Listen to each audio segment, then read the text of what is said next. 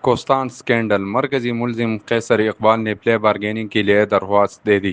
کوستان mega corruption scandal میں اہم پیش رفت سامنے آ گیا ہے۔ نیب ذرائع نے بتایا ہے کہ CNW دسو کوستان کے ہیڈ کلرک اور اس کیس کے مرکزی ملزم قیصر اقبال نے پلے بارگیننگ کے لیے درخواست دے دی۔ ملزم نے درخواست احتساب عدالت میں جمع کی ہے۔ نیب کی جانب سے بتایا گیا ہے کہ ملزم کے بینک اکاؤنٹ اور اربوں روپے کے اثاثوں کا ریکارڈ بھی پیش کر دیا گیا ہے۔ ملزم دل، پھیپھڑوں اور کینسر کے عارضے میں مبتلا ہے اور ایبٹ آباد میڈیکل کمپلیکس میں زیر علاج ہے۔ ذرائع کا کہنا ہے کہ کیس کے مرکزی ملزم قیصر اقبال نے پلے بارگیننگ کے لیے درخواست شدید بیماری کے باعث دی ہے، جس میں نیب سے پلے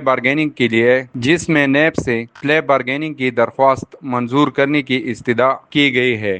اس دوران ملزم نے اپنے تمام اثاثوں اور بینک اکاؤنٹس کی مکمل جانچ پڑتال اور حساب کتاب کرنے کی استدعا کی ہے۔